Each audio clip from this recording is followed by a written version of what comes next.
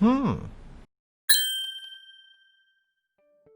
and welcome to MTG Reads. I'm DP, author, MTG fan and voracious reader, here to guide you to the very best in the written word in Magic the Gathering.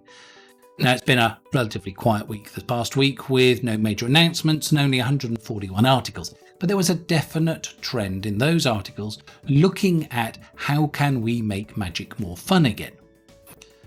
And that begs the question, does that mean it's not fun already? Well, that was answered by Niuttuc over at MTG Goldfish, who's done a very lengthy and well-written, well-argued article looking at the first year of Standard under Wizards' new design philosophy of Fire. Now, for those of you who don't know, Fire was announced in the middle of 2019, and we've seen it enforced since War of the Spark. And it's Wizards' acronym for cards that should be fun, inviting, replayable, and exciting. It's the year that, as a result, gave us lots of pushed cards, a record number of bans, it gave us companions, and the nerfing of companions.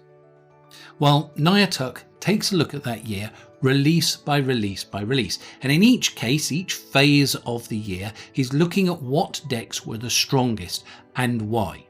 What bans came in and how that affected it and what it shook up and didn't shake up.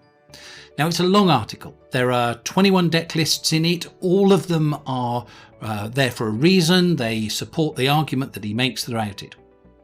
But he gets down to the end, he's looking at what Wizards claims their philosophy is for, and he measures them against that. In terms of the exciting, for example, Wizards says, and I quote, "We want to design and cost cards so that they can inspire cool new decks and archetypes for players to build and own." Niuttuc's argument is that Standard fundamentally hasn't changed any of the archetypes, that it has been more chaotic, it has been less fun. So how do we make it more fun? Well, Dave Kosin over at coolstuff.inc is asking exactly the question of how to make, in his case specifically Commander, but how to make games more fun. Invariably, these sort of articles lead us to look at Rule Zero and the need to discuss things before the game starts. And Dave does touch on that. But he makes two very, very valid points. One, fun means different things to different people, which is probably what undermines the whole Wizards argument of Fire, with the F being fun, is this is their idea of fun, not everybody's idea of fun.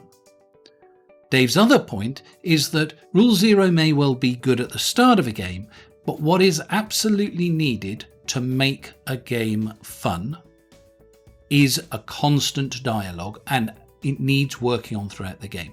And Dave's article encapsulates a way to make Commander more fun. Meanwhile, Chase Carroll over at TCG Player is looking at fun through doing collaborative deck building, a way that not only gets her better decks, but is also a more enjoyable way of doing it. Now, she looks at it primarily from the point of view of her stream, where she makes decks and collaborates with people in chat to get better and stronger decks. But she makes the point that this could also be done at your local game store or in your playgroup. This gives another aspect of the game. It takes what is a chore. Most people are trying to be creative on their deck or are trying to find a way to break a meta, that sort of thing. But by doing it collaboratively, you extend the period of fun, because now you can make the deck building an enjoyable aspect rather than a chore necessary for the game.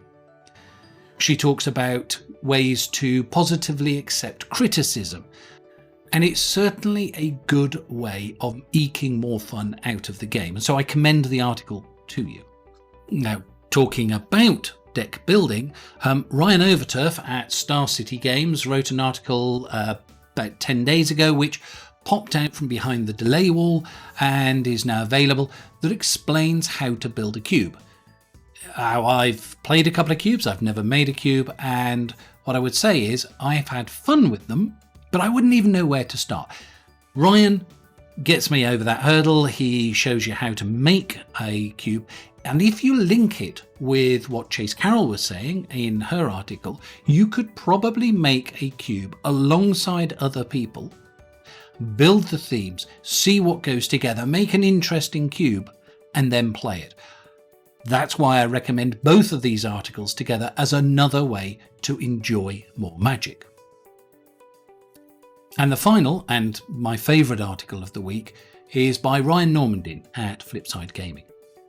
Now, Ryan really underlines the fact that fun means different things to different people, and he does this through a brilliantly written, dialogue-driven tale of what is, I really hope, a fictional couple, and how they deal with the impact of pandemic on the Magic the Gathering tournament scene.